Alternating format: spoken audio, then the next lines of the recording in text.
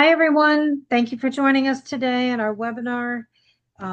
We're excited today to present Erin Nickerson. She has about 15 years plus in the industry of restoration.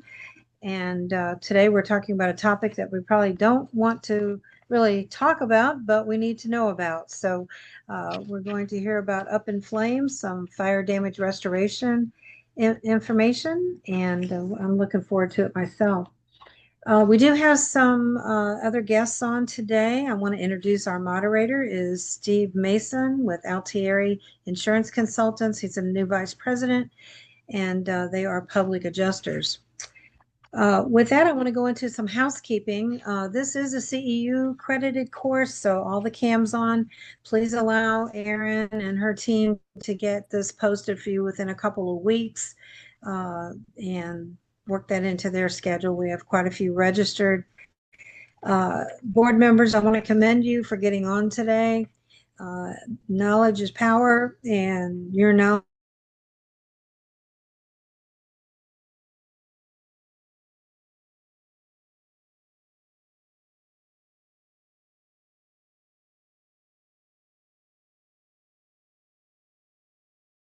about your. Hi, everyone. Thank you very much for joining us today. We've got a great panel discussion, or I should say two great presenters. I really love to hear what they have to say. They always bring interesting content, and it always has to do with things I'm working on. So COA Solutions is a commercial property and casualty specialists. We help communities make sure they have great coverage, but more importantly, at the least possible price. My goal is really to help board members and CAMs become more educated, more knowledgeable, understand the insurance space better, kind of get rid of the smoke and mirrors of insurance and try to help people understand it better and understand why you take coverages, etc., and of course what's required. It's been an interesting year so far. Umbrella coverages, for some reason, are becoming more complicated in getting. I'm not really sure exactly why that's happening, but that is what we're seeing. Property, thankfully, continues to come down for most, if not all. So, and general liability has been pretty solid. So I'd say all in all, we're in one of the better markets I've seen recently for the community standpoint. And if you feel like you're not getting coverage or you're not getting proper shopping to see if you can lower premiums, I'm always willing to take a look at your policies. No charge, nothing to sign. Happy to look at them and give you my opinion. With that said, thank you again for allowing me to be part of this. I appreciate it and enjoy the webinar today. Back to you, Peg. Great, thank you, Daniel. Next, I want to introduce, I always say the wind beneath my wings. I want to thank the Vinteum team, starting with Julia. She's always there to help and add information and tech support. And I want to turn this over to Laura. Tell us about what Vinteum does for associations. Hi, Peggy. Thank you very much. Hi, everyone. My name is Laura. I'm the sales executive here at Vinteum. So we basically provide all communities, included cooperatives, condominiums, HOAs, even property management companies, with a website and a portal so they can, keep up with their requirements that now Florida has for most of these communities. We build a website for you. We build a password protected portal for your community as well, where you guys can store documents, meeting recordings, send communications to your residents, pretty much do everything that you will need to do to make your work easier and, of course, to stay compliant to the Florida law. We will send our information through the chat. So if any of you guys have not yet gotten a website or portal, we'll be here to help you guys. I will personally walk you through the system and help you out with any type of questions or inquiries you guys have. Thank you very much. Okay, great. Yes, and that's a great time. It's a good time to look at that because you're going to be storing lots of minutes and all your documents on your file. And that would be like in the cloud, easily to get to in case there is a hurricane or a fire. You don't have to rush around and look for papers. You can get it right off of your site. Next, I want to introduce Siobhan Heredia Gonzalez. She's with United Professional Engineering. She is the Sales and Business Development Director tell us about yourself and what's going on over there. Good afternoon, everyone. Yes, my name is Siobhan Gonzalez. I am with United Professional Engineering. We are a full-service structural engineering firm. We are located locally here in South Florida. Our office is in Lake Worth Beach, and we've been serving Tri-County condominiums for over 20 years. This is exactly what we do. All things from your phase 1, phase 2, building recertification, concrete restoration and repair. I would say one of the things that I value most about our firm and our services, and what our clients also value, is our extensive construction administration services that are built in to what we do. So no matter how we're serving you with what project, whether it's a roofing project or a major concrete restoration, pool deck, we oversee the project start to finish. We protect our association, protect our budget, and we are here to serve you. Right now, we are offering a complimentary proposal consultation. So if you have a need at your association or you're not sure, please make sure you contact me directly. That way we can see if you qualify for that. Either way, we're here to be that engineering resource for you. We value our collaboration with Market Smart. And if you ever have a question, you can reach out to me. I will put my information in the chat as well. Enjoy the webinar. It's going to be a great one. Okay, awesome. Very good. Okay, all of the sponsors will be on the sponsor sheet that goes out following the webinar. I do want to mention a few of the following ones that could not be here today. There is a conflicting event going on, but starting with First Citizens Bank, Jamie Gelfand would be your contact, and she is available with some great rates right now in support of getting ready for hurricane season and your projects. I also want to introduce PD Concrete. PD Concrete is a specialist in concrete restoration. The owner there is Daniel Pena. His son Dylan is also available if you want to make an appointment to have them come out and talk to you about those projects. Then we have Hafer Company. Hafer is a CPA, full service CPA firm offering even audits and tax services. Nicole Johnson's the contact there. We have Velocity Services Group, which is a large loss restoration company. Rick Hogan is the contact for that. Next, we have Best Roofing. Best Roofing is full service roofing covering from South Florida all the way up now through Central Florida and over to the West Coast. So they've expanded a little bit in the past year. You would contact Diana Olert or Cameron Andres. Next, we have Southwest Elevators. Southwest Elevators is full service elevator service and installation. We also have Kaiser Air Conditioning. Paolo is the owner there. You can reach out to him 24/7, 365 days a year, so they're always available. And they do work extensively on HVA systems. So if you have any issues with that, please get them to come out and give you an estimate or an evaluation. We also have the Paving Lady. Paving Lady is full service as well for asphalt and paving. Dawn Miller is the contact there. She will be on the sponsor sheet. We also have the Pool Scientist. The Pool Scientist is a relatively new sponsor. He's not just doing pool service, he's actually checking for the contaminants in your pool, like any bacteria, things that may be causing issues with your pool or the health of your residents. So you might want to get a free evaluation from him on his services. And that is Ricardo Galliano. Then I have Faster.io. Faster.io is a streaming service in competition with the other cable type services. This Faster.io service can let you stream from anywhere, so you can take it with you. The contact there is the Vice President, Bob Aleka. Then we have Allenek Railings. Allenek is a manufacturer of railings right here in South Florida. They do new installation and they also do repairs. And they can also help you with stairwells, anything to do with railings. Then I have City Quiet, Windows and Doors. Ben Friedman is the president and contact for them. They have 4 offices now around Florida. And last but not least, I want to mention Munyon Painting. Munyon is a full-service painting contractor, probably the largest in the state, with several offices around the state. The contact here in South Florida is Shelley Rovner, and they will be also on the list. So with that, I'm going to turn it over to Steve Mason. Steve, again, he's going to introduce himself and his company. He is our moderator, and I appreciate that. And then I'll let you turn it over to Erin. Thank you. Thanks, Peggy. And hello, everybody, and thank you for joining us today. I see there are 99 participants, so we appreciate your participation. I'm going to get right to it. I'm going to talk about Erin a little bit. I'm pretty honored to introduce Erin. I'm going to say that. I've known Erin for many, many years. She's been in the mitigation construction business since 2018, so she pretty much knows what she's talking about.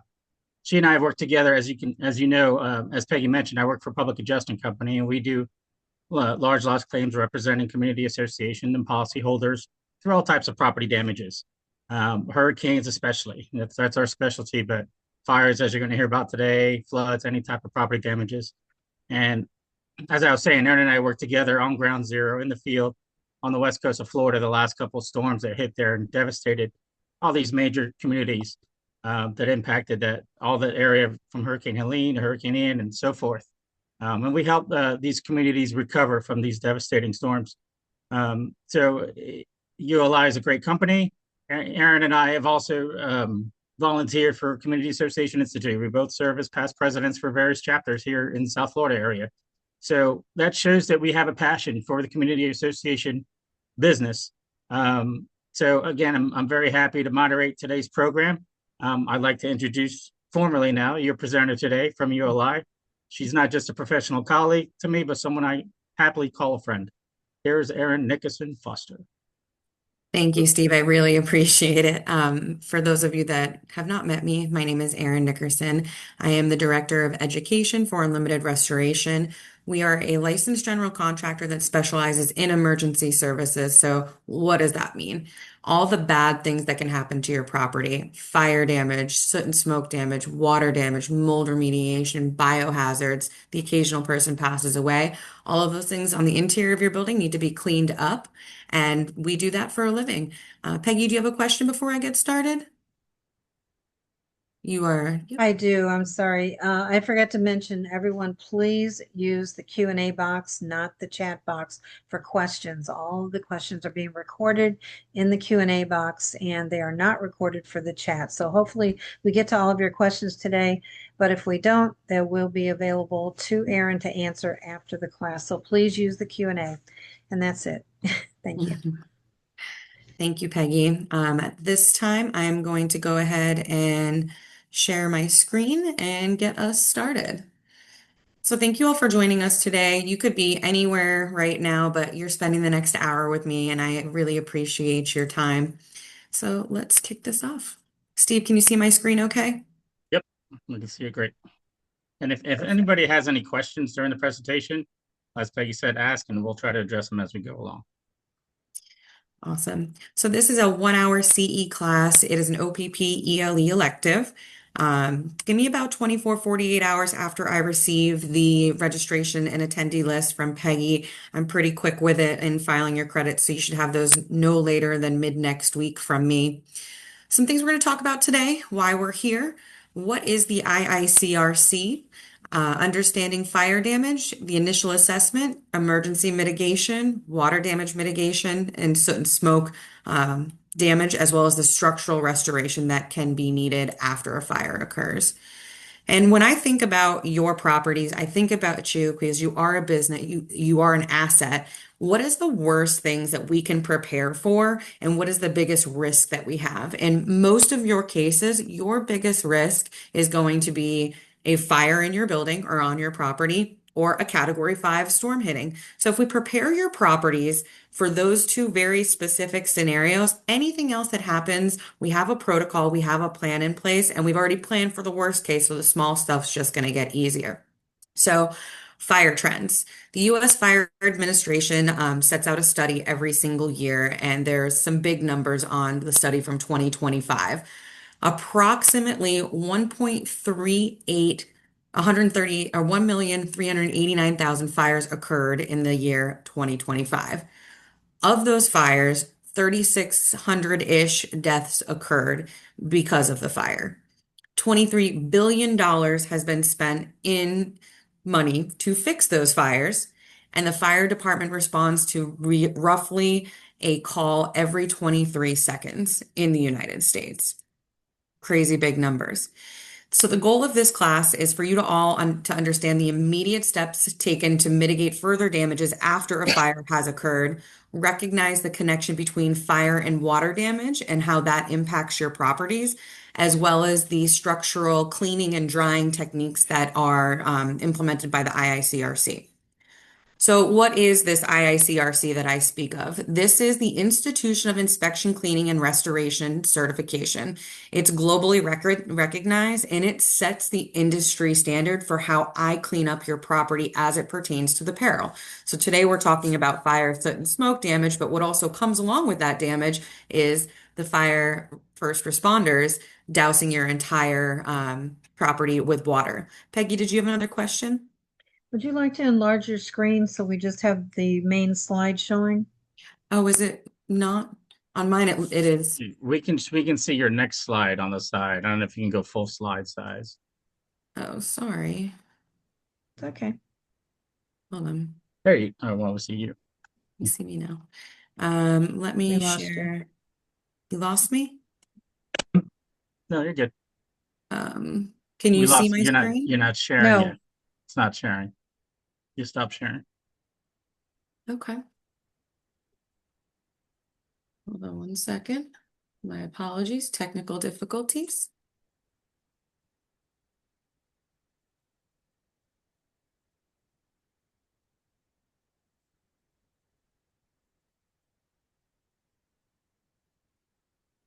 Can you see it now? Yes, perfect. Now it's full size. Perfect. All right.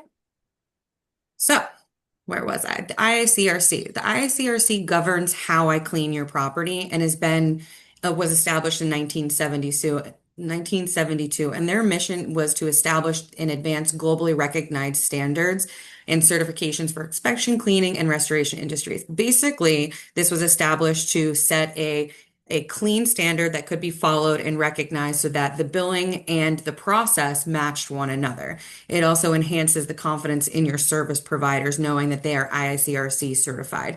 You should not be using contractors in the restoration space that do not have this certification. It is a liability, and your insurance companies will not pay their bills unless it is done correctly. This certification verifies that your contractor has taken the time to gain the knowledge to do it properly. And to add to that, as a public adjuster, I will tell you the insurance companies will not pay bills unless they're submitted by a certain way. And those that have this certification know how to submit their invoices properly, which expedites the whole process. It is very, very important. So not only does this set the standard for how we do the cleaning, but it also sets the safety standards. And that's really important as it pertains to fire damage, because what fire leaves behind, the soot and the smoke, is actually a carcinogen. So it has to be cleaned in a very different method to remove the carcinogens. And for those of us that have not made the correlation, carcinogens cause cancer. So if you clean up fire damage incorrectly, or if you have your in-house team clean it up and they're not wearing the proper protective equipment, it can cause cancer, and that sounds like a lawsuit to me. They also provide comprehensive assessments and effective cleaning restoration techniques. It meets compliance and insurance requirements. It ensures your satisfaction as the end user as well. So let's understand a few things about fire. Your properties, if you are a multi-unit condominium, a co-op, you are the most susceptible to a large loss in fire damage. Fire and how fire behaves is essential for you to understand so you can respond accordingly. So the most common occurrences from fire damage in condo, HOA, and co-ops are cooking accidents, electrical malfunctions, smoking, whether it's cigarettes or alternative smoking methods, heating equipment failures, and arson. Let's talk about how fire spreads and the behavior. Fire is influenced by a couple different things. First is the way that your building is constructed, and it can spread throughout your building depending on that construction. The modes of transportation are usually elevator shafts, ventilation systems, if they're horizontally going interconnected through the building, or maybe in your common areas, the HVACs in the ceilings. And understanding the potential pathways is crucial for developing an effective fire safety plan and an evacuation procedure. If you are a condo or co-op, you should have a published safety plan and evacuation procedures. If you do not have that, please email me after this class and I will help set that up for you with a couple resources free of charge. Fire behavior is influenced by fuel sources. So combustible materials, those are going to be furniture, carpeting, insulation, and those actually help spread the fire at a much more exponential rate. Ventilation, the airflow patterns within the building can speed up the direction and the spread of the fire. And then the construction, the physical building materials used in the structural integrity of your building can also present as fire barriers and can contain and control fire spread. So the impact of fire, it can have a multitude of different impacts, but for this conversation, what we're most concerned about is structural damage, soot and smoke damage, water damage, heat damage, loss of personal property, and displacement of residents. So after the fire, the first thing that we're doing always is fire life safety. The goal of getting everybody out safely and nobody being trapped in the building. After we verify that everybody is out safely, an initial assessment needs to happen of the damage. And that's documenting structural damage and safety hazards, evaluating the condition of the building systems and the utilities, assessing the extent of smoke, soot, and water damage, and identifying any salvageable contents and materials. So in the initial assessment, is the building safe? Where are your people?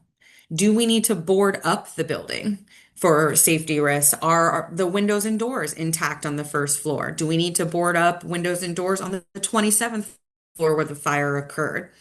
You also need to check your building, your utility systems. Is our fire life safety system working? Is it inoperable? Do we need to go on a fire watch? You're also checking, maybe you have pump rooms, electrical rooms that could have been affected. We need to get all of those components evaluated after the initial assessment.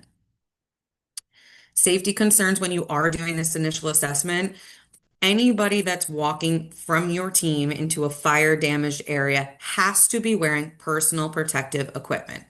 Again, carcinogens, soot and smoke. If you're breathing that in, it's a problem.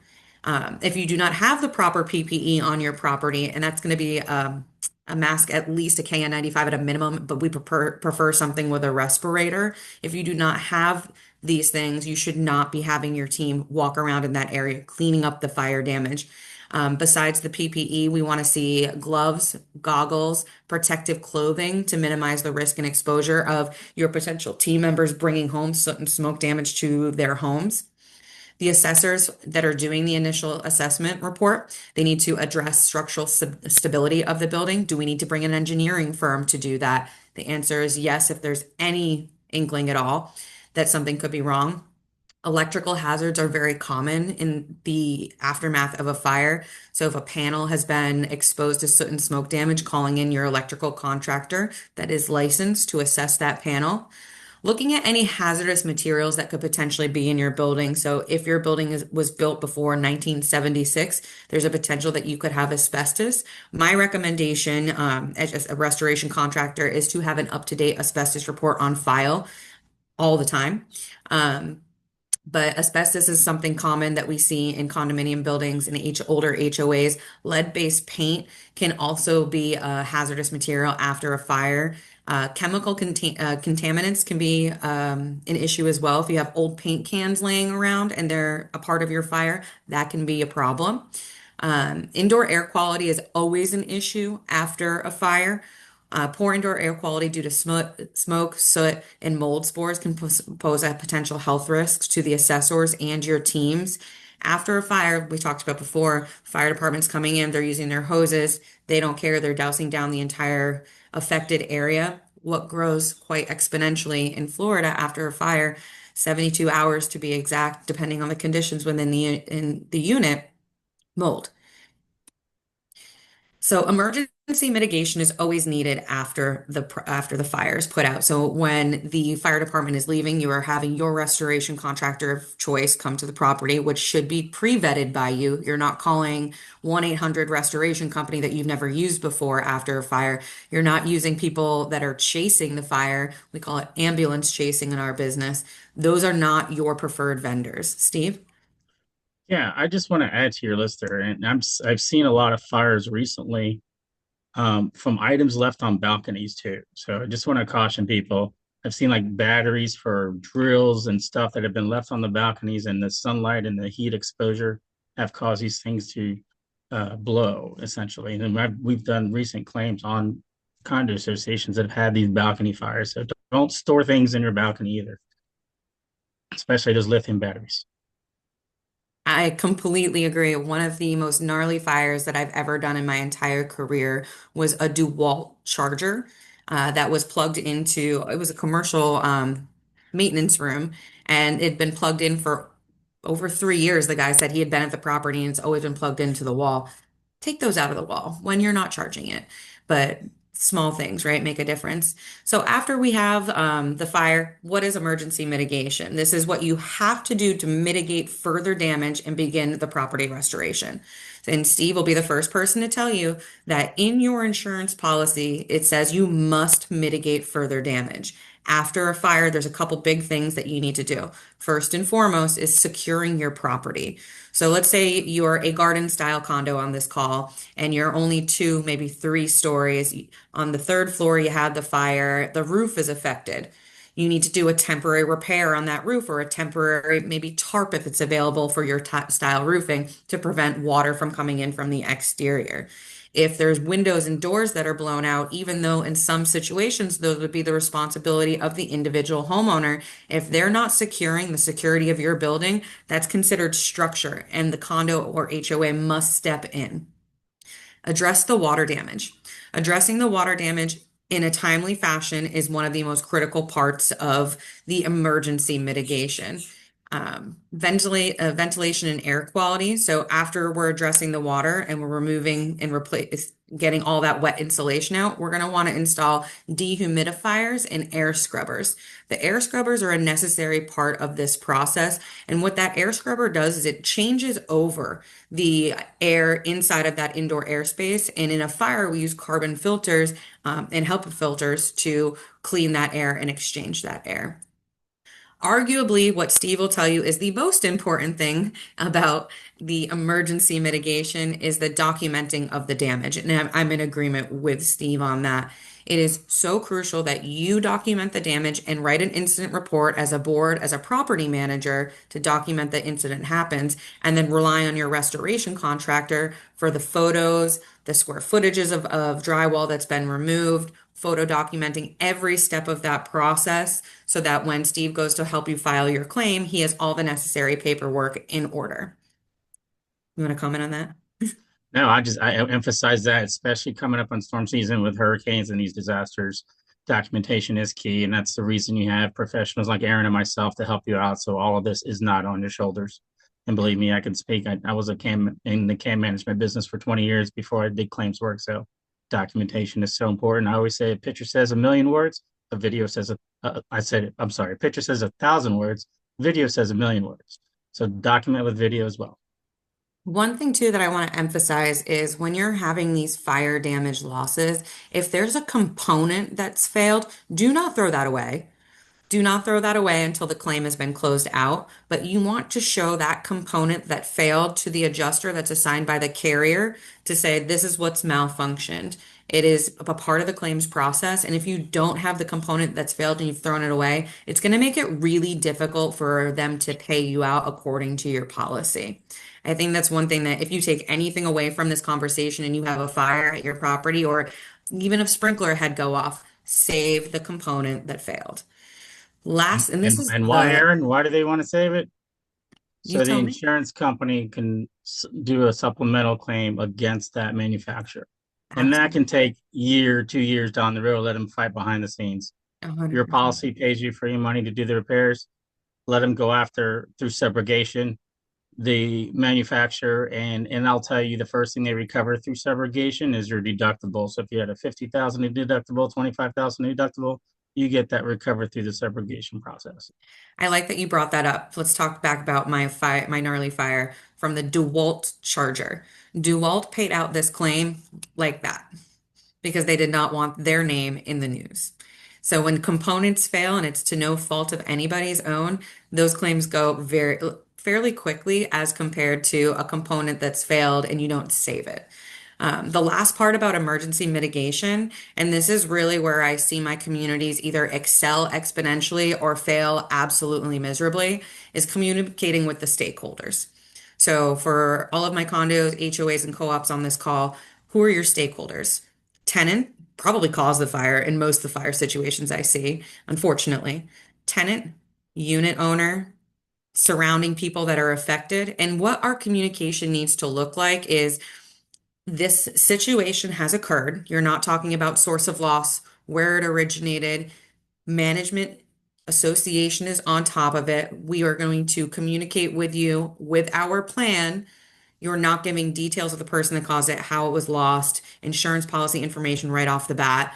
It is a conversation that needs to be tied back to later and getting all the parties involved. When we're talking about large scale fires or large scale disasters, I am a full firm believer that you involve your restoration partner, your broker, if you're using a public adjuster, all in the same room at one time to have the conversation. Is it worth filing a claim? Does it make financial sense for the association? What's our deductible? How much are we going to come out of pocket for this? Do we have funds in our operating to cover this loss because we are in a good financial position? Those are all conversations that we want to have. Steve? And the other benefit is we help you identify whose responsibility is who. So if this is under your policy as a unit owner under your HO6, and the association's responsibility is like this, it's so the insurance adjusters are not privy or experienced enough to know condo law and responsibilities. So we go in and identify whose responsibilities who.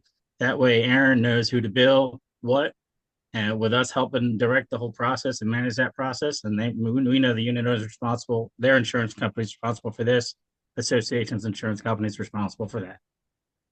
Absolutely. And I love condo. Condo for me is the easiest vertical for me to work in. It is black and white in roles and responsibilities. And just because New York does it this way, California does it that way, we follow Florida state statute, and it's very clear that our insurance policies between the HO6 unit owner for condominium and co-op policy and the association policy are designed to work in tandem with each other to put everybody back whole. And that means that you are only as good as your insurance policy. So you need to make sure you're properly insured, that you individually, right, for my individual unit owners, and that the association is properly insured. And if you want anybody to review a policy, my guy CEO over here loves to do that for me free of charge. As does Daniel, one of our sponsors today. Daniel as well, right?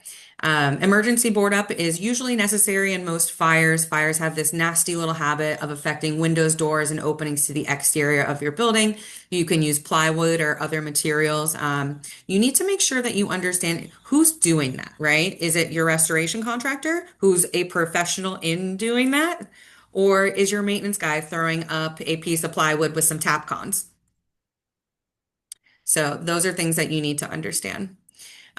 Trained professionals are the way to go. And we want people with a license doing the work that needs to have a license. It takes the liability off of the association and puts it onto the contractor. Additional security can sometimes be needed after a loss. The most common place that you're probably going to see this is in fire watch. After your fire life safety system goes off, if it's affected by the fire and can't be rebooted to work, you may have to hire a fire watch company. I highly suggest that you do not do fire watch in-house. The state of Florida, and it kind of can vary from different municipalities and codes wherever you're located and where you're seated. But generally speaking, you have to walk the property every 30 minutes, 24 hours a day, generally speaking. Some counties, it's a little bit shorter than that. It's every 15 minutes during a fire watch. But how is your property manager going to walk the property every 30 minutes and do their job? That doesn't sound like a good idea to me. And if your fire watch logs are incorrect and code enforcement comes out or the fire marshal comes out and says, hey, show me your fire log. I know your fire life safety system's down and you don't have it, you will incur fines. And they are very serious about that. Some other additional safety and security measures that can be necessary. You may need to hire additional security guards or have your security guard patrol the area at a more frequent level if you are boarded up. Motion activated lights and alarms can be a big help in scenarios where you have a large scale condo or a large scale HOA area. Security and third party is always the way to go to have your day-to-day functions. After the fire, water damage mitigation can be a problem. In most scenarios, you're going to have an extensive amount of water damage from the fire, from the firefighters. They're there to put out the fire at all costs. So it's a lot of water. Steve, you look like you want to say something. So we have a question that came in. It's a pretty detailed question of someone who had a fire, and something that they weren't ready for. Nobody's ready for a fire. I can tell you, we do drills and all the time, and when it happens, everybody tends to freeze. So you're inundated with remediation companies. So this is why Erin does what we're doing today. So you have one good source contact to contact. Being this is atypical, little guidance at the time of the fire. And this is why I do what I do. I'm help you to guide there. Mandating through an amendment that all condo owners, landlords, tenants have proper insurance. That's fantastic. I will tell you through CAI, Legislative Action Committee, we are trying to put that back in discussion to have mandate all condo owners to have an HO6 policy. So keep an eye out for updates on that in the coming years. The owner who started the fire wants the association to pay for its contents, and we're not responsible for it. You're absolutely correct. The contents is under the HO6 policy. And again, the benefit of having a public adjuster and a great contractor involved is identifying who's responsible for what, as I said previously. It says the tenant unit where a fire started is trying to blame online product where he bought the fire, to relinquish responsibility of fire. That doesn't matter. You don't need to care about that. Let the tenant blame whoever they want. The insurance companies will determine where the responsible parties are, and the fire department will determine the cause of fire. Owners affected by fire are even trying to get their unkept units redone by the association insurance. Again, your insurance is very specific. When I work a claim, I'm telling you, this is what the association is responsible for. No ifs, ands, or buts. And Daniel will tell you as an insurance agent that it's drywall in and all the damages that as a result of that fire. Even if it's on the outside of the building, if you had soot and damage on the outside, the association's policy covers that. Association's policy covers windows and doors damage if it was damaged by fires, but not personal property. The whole thing is a mess. We're handling through insurance and attorneys. I'm happy to help you try to limit that if you need me. So give me a call. But that's our first question. Yeah, so I think best practices need to be addressed first, right? And best practices for me are what policies and procedures can we put into place, which you touched upon some really great ones prior to a loss happening. If you are a condo community, HOA, co-op community, and you have a high rental rate in your building, you can require that tenants carry their own contents insurance. In my humble opinion, anybody that's renting any commercial space, condo, apartment should have their own renter's insurance no matter what. And hear me out, right? Because it's not always about us doing the wrong thing, it's the people around us. This is Florida, if you're in Florida. This is Florida. You never know what's going to happen. And no matter how good you keep your unit, somebody else around you isn't living how you do. It doesn't make sense to me to not be protected. It's about liability. That's why we carry insurance. I get this other question all the time, Steve. I'm self-insured. You're paying cash money out of pocket when someone else does something wrong to your unit, unless you want to go sue them back and spend thousands of dollars. Congratulations. Or get sued by other unit owners if you were the source apartment. Correct. It happens a lot, and it happens in new buildings too. It's not just an old building thing. I just had a brand new building that the dishwasher caught on fire and engulfed the whole kitchen before the sprinklers went off, but the whole unit was engulfed. So don't think if you're in a newer property with newer appliances that it doesn't happen. Manufacturer defects do happen. I mean, I love new buildings. We don't build like we used to. A building in the 80s, don't get me wrong, we had cast iron problems. We got a little bit of water damage here and there, structural, we're doing concrete restoration, but new buildings keep me gainfully employed. All right, Um, we have a couple questions. It says windows and doors are the responsibility of our unit owners in our documents. How does this apply in the fire? I will tell you, windows and doors are typically the responsibility maintained by the unit owners in your condo documents. Windows and doors are one of three protectives of a condominium. You have concrete, windows and doors, and roof. Those are all insured by what's identified in Florida statute as an insurable event. So if there is an insurable event, like a fire, and the windows and doors are affected or compromised in any way, they are covered by the association's insurance policy. And then another follow up to the last one, our attorney said insurance can only be required if it's in the government docs. The rule can be changed. We're now in the process of amending and requiring. There you go. Good job. You just realize when you require your associations to have an HO6 or HO4s, there's an administrative job on top of that. Now you have to track that.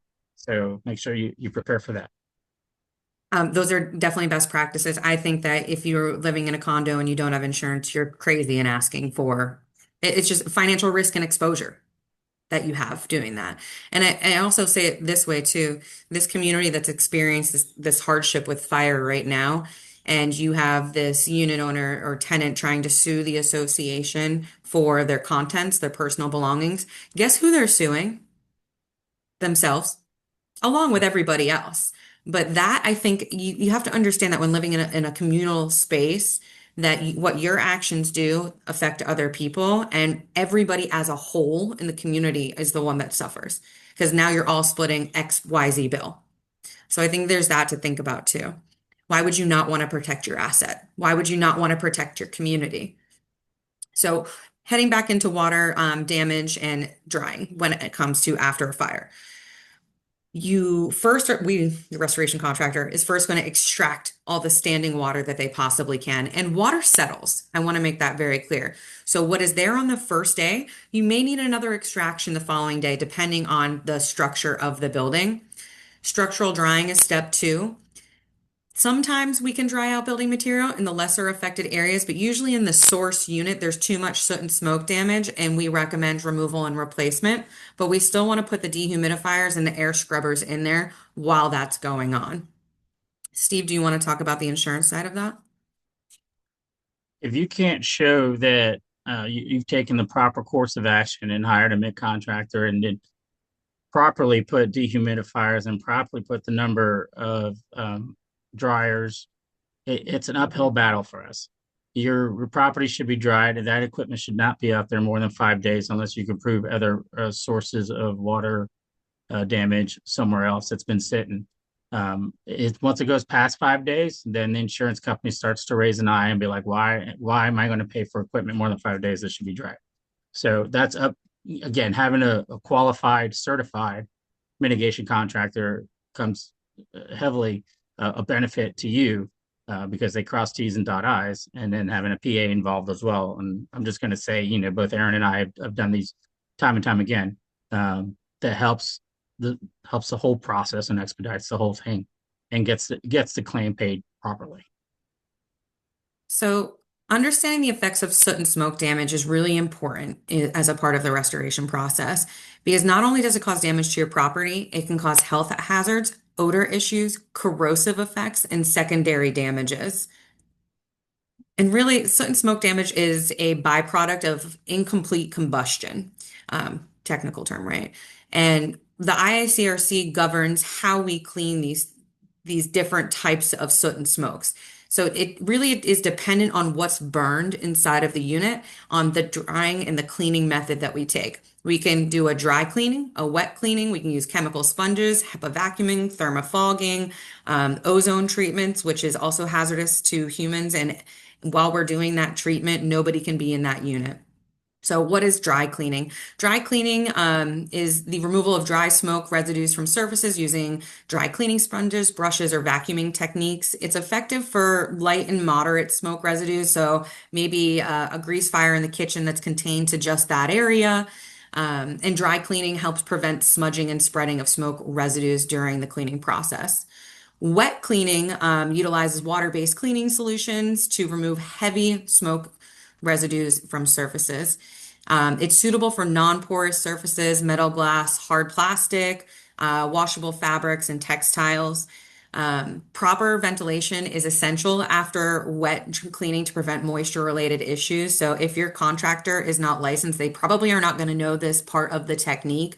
Or if they're not certified, they probably won't know this part of the technique and actually can cause secondary damages, which would be mold growth inside of the unit. Chemical sponges we use in dry, or also known as dry cleaning sponges, chemical dry sponges. They're designed to absorb and trap smoke residue without smearing or spreading. And if any of these techniques are performed incorrectly, Steve is not going to be able to go back to your insurance carrier and say, whoops, the contractor made a mistake and our bill is doubled because they didn't know what they were doing. I'm sure you've seen that because I've seen that. And one of the most important things of all of these types of cleaning is the proper disposal of these chemical sponges and other cleaning methodologies to prevent cross-contamination and exposure to hazardous material. Like, as your restoration contractor, I'm not putting this in your dumpster. I'm taking it off-site and disposing of it correctly, which is another fee, but it has to be done that way because you can't just go dumping fire damaged materials in a landfill. You can get a fine for that. HEPA vacuuming is a crucial step in soot and smoke removal, particularly for removing fine particles and debris from porous surfaces. The cleaners are equipped with special filters that trap the particles inside of the filtration system and prevent it from being released back into your indoor air quality. We use HEPA vacuuming for carpets, upholstery, drapes, other soft furnishes that have smoke residue. Thermal fogging, it's one of my favorite techniques. It's such a cool science. It's used for odor mitigation and neutralization by dispersing specialized deodorized agents in the form of a fine mist. Most of you remember COVID times when they were fogging the antimicrobials and cleaning products into the air. It's essentially the same type of application. And what it does is it sticks to the particles in the air that are super, super fine. And then they drop to all the hard surfaces and flooring. And then we HEPA vac all of that up. Steve. Again, there's a lot of technical words you're going over here. And this should emphasize, don't make decisions yourself. Don't put that liability on yourself. This is why you have professionals like Erin to help you out. Don't just assume you're going to paint over the soot and that's going to work. It's not. That's a health hazard. Again, don't make these decisions on your own. Utilize your resources, and we hope to be one of those resources if you ever come across a situation. Thank you, Steve. I didn't realize I was getting so technical. So yes, absolutely. Ask the questions. You don't need to know all this information. Your contractor needs to know all this information. One thing with thermal fogging that is very crucial, again, is proper ventilation while the agents are being applied and during the process. Arguably the best treatment for any sort of soot, smoke, any odor that is related to burning, the best option is going to be ozone. Ozone is a gas that we put into the affected areas that neutralize smoke odors and eliminate airborne contaminants. I say this in the nicest way. Do not do ozone by yourself. Ozone is a chemical that has the ability to kill a human. I go to multifamily properties on a very consistent basis, and they have this little ozone machine. They're like, oh, we just stick it in there during when people are moving in and out because they were a smoker for 40 years. And okay, that actually is not how that is applied, but your contractor should have the technical expertise and knowledge to apply it correctly. The area that's being affected by ozone when it's applied has to remain free of humans for a minimum of 24 hours. It is a hazardous gas for humans to be breathing. Contents restoration. I know that this is what just came up. Contents restoration is always covered under the HO6 policy in condo and co-op. That is why that policy is crucial. That's where your policy kicks in. Regardless of who started the fire, you should have this coverage no matter what. There are specialty contents cleaning companies out there. If you need a recommendation, I do not clean contents. I don't want to clean contents. It is a very specialty and niche contractor that does that. I actually did a really cool project on the west coast of Florida. Steve, you know about this one. One of my clients in their own personal home, they were affected by the flood water in Tampa. Inside of their garage, their Tesla caught on fire. Lithium battery, salt water, boom, rocked the house, started a fire. They had $8.2 million worth of artwork inside of their home. And we had to get a specialty restoration contractor that specialized in museum painting restoration to come out, document all of the paintings that had been done. So really, I think what I want to drive home with this conversation is that your insurance policy at an individual unit owner level needs to match what's inside of your unit. If you only have $5,000 in contents coverage, do you have more than $5,000 worth of contents in your unit? Probably. You need to take a look at that line item in your policy. And reversely, as an association, regardless of whether you're 7, 18, 19, or 20, you need to look at your contents that you have that you are responsible for and see what coverage you have in your policy. And the one room that I think of every time is your gym. How much does that gym equipment cost? And do you have the insurance to cover that equipment? That's where you need to be looking. What do we own and what's in my policy? Steve, you look like you wanted to say something on that one. No, I mean, these are just conversations to have with the agent when you renew, going over your contents or limits, what you should have, how much you should have, what your alternate living expenses line items should be. Ultimate living expenses, a coverage on your policies that if you have to move out for a couple of days because you had a fire, make sure there's enough there to cover at least a month of hotel fees, or 2 months, depending on the amount of Loss of damage. use. It's you have to have these conversations. Don't just renew your homeowner's insurance every year. Look at the numbers and just have that conversation with your agent. And for my snowbirds, this is increasingly important for you because you probably have multiple assets, multiple properties, in multiple places. And your agent that's in Rhode Island, where I'm from, so I'll pick on Rhode Island. Your agent in Rhode Island probably doesn't know what coverages you'll need at your condo in Boca Raton. So, excuse me. I think it's really important to really look at that and analyze, is this policy the best thing for me or is just the cheapest thing that I was able to get? Risk versus reward, right? So after the fire, sometimes we need to assess the structural integrity of our building. In that situation, if your structure has been compromised, you must call an engineer first and foremost to assess, is it safe for us to be in this building? Is there structural integrity been compromised? Is there shoring as a short-term solution so we can be habitable while we fix the structural integrity of the building? Working with a licensed engineer is so important for this. Agree. Oops. Let's see, we're getting to the end of our minutes. It's 12:53. So when we're talking structure may be reinforcing the structural elements. I covered that one. Safety is always number one when it comes to the structural integrity of your building. I think that's really where we want to drive home. Is it safe for our residents to be here? Is it safe for us to be working here? Is our office compromised from the fire? We don't want to be breathing in any of those things. Any questions we have in that chat box, Steve? There's one. Will we get a copy of this information at today's webinar? Sure, absolutely. I guess big takeaways for me from fires, right? Because I think there's a lot you can do to prepare for them before a fire happens at your property, but being prepared for when it does and having a process and a procedure in place is one of the most important things to do. So what can you do today? First and foremost, having an evacuation plan with evacuation routes. And if you need that planning at your property, please email me and I'll get some resources for you. Second thing, understanding your insurance policy at the association level and at an individual unit owner level. Are you covered properly? What's your risk and exposure? What's your deductible? What type of skin in the game, if it's your component as an association, do you have that caused the fire and affected multiple unit owners? I think that that's really important. And then making sure that you have all the right contractors in place. And I want to show you this. So there's an app. I don't know if you can see this. There's an app called Pulse Point that I have on my phone.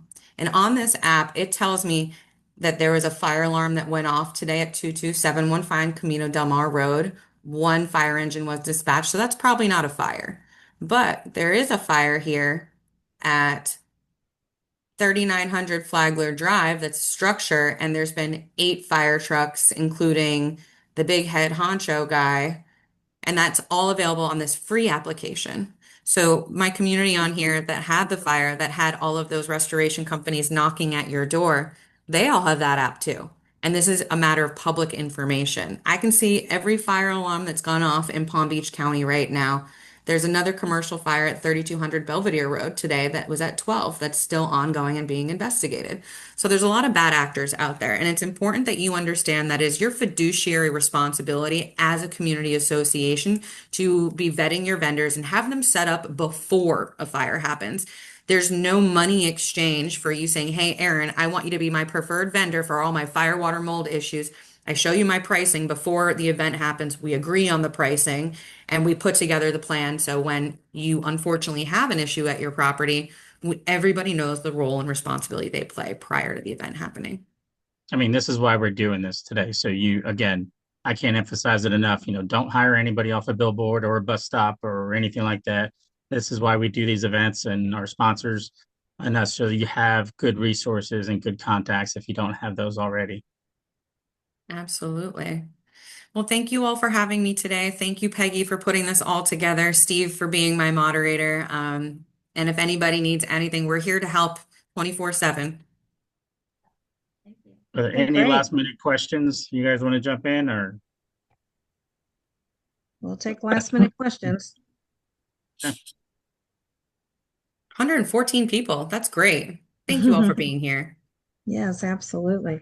Okay, well, I just want to close, of course, to say thank you to you, Erin. Great information that, like I say, we don't want to know it, but we want to know it, right? We need to know it. Thank you again to also Steve and sponsors, Julia, everybody. Thank you, board members, again for joining, and CAMs. I do have a few announcements. I'm excited to tell you that I've got a new webinar series coming for the Tampa area for those over there. We're going to be having a hurricane, not summit, but a new class with a panel. And that's going to be on March 25th. Okay, before that, I do have a class coming up March 19th. That's going to be with a guy, Ed Runke, and he's going to be talking about some construction. Followed by, on March 20th, the next day, Friday morning, we're having the monthly construction summit with another panel. There'll be an attorney and an engineer involved. On March 24th, I have City Quiet Windows and Doors coming in to talk about construction windows and so on. And then I also have one other new thing I want to share with you coming up in April. It's going to be called Coffee with the County. I have a community service thing started. We're going to have all different county people each and every month speaking about different things. The first one is what to do with your feral cats. And this is going to be put on by an experienced officer, Officer Black, and she's been with the county for, I don't know, 20 years. That's April 14th. So look for some new things that are going to be coming. Thank you very much. And Hey, Peggy, have a we great got week. a question about the CE credit. Did they have to put in their CAM number when they registered? Yes, they did. Yep. Okay, so that'll answer your question for Charles. We'll have the registration list, and Erin will process those credits for you. Absolutely. Okay, that's it. Thank you so much.